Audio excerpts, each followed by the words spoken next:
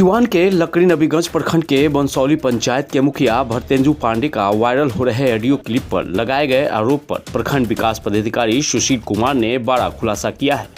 आपको बताते चले कि पूर्व में इस ऑडियो क्लिप के वायरल होने के बाद सनसनी फैल गई थी, जिसमें पूर्व मुखिया जोगिंदर राय एवं दर्जनों ग्रामीणों द्वारा प्रखंड कार्यालय पर धरना प्रदर्शन किया गया था, जिसके बाद प्रखंड विकास पदाधिकारी सुशील कुमार द्वारा इस मामले पर जांच टीम गठित की गई थी। उस वक्त प्रखंड विकास पदाधिकारी ने साफ तौर पे कहा था कि जो दोषी पाए जाएंगे उस पर कानूनी कार्रवाई की जाएगी। वहीं आज लकड़ी नबीगंज प्रखंड के विकास पदाधिकारी सुशील कुमार ने बताया कि जांच की प्रक्रिया समाप्त हो गई है।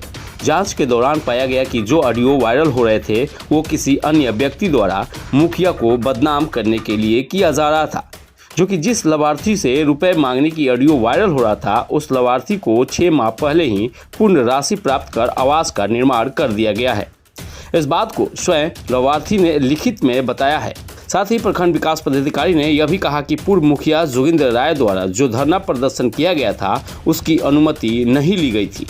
इस पर प्रखंड विकास पदाधिकारी सुशील कुमार ने कहा कि पूर्व मुखिया जोगिंदर राय पर प्राथमिकी दर्ज कराई जाएगी।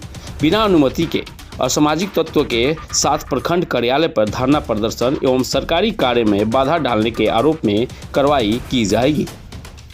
लकड़ी नबीगंज से रिजवान की रिपोर्ट।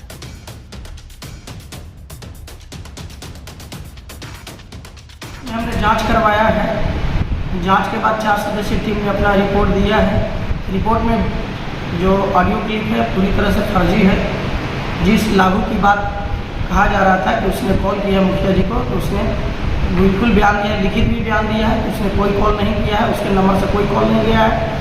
और मुखिया जी को भी हमने स्पष्टीकरण किया था, उन्होंने भी बताया, लिखित भी अपना बयान दिया है। उन पर इस तरह का कोई कॉल नहीं आया, बल्कि किसी ऑडियो बनाने वाले व्यक्ति से दोनों का आवाज़ को मिक्स करके और इस ऑडियो को तैयार किया गया, पूरी तरह से फर्जी।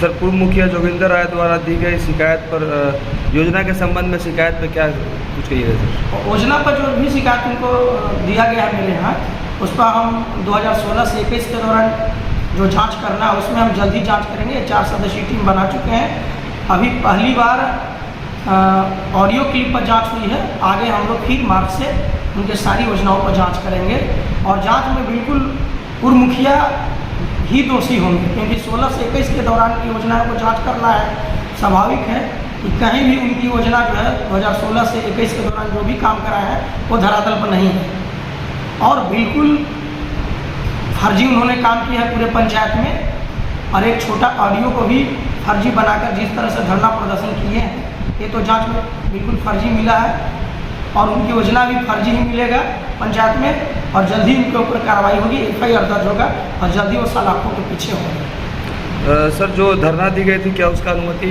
दी गई थी?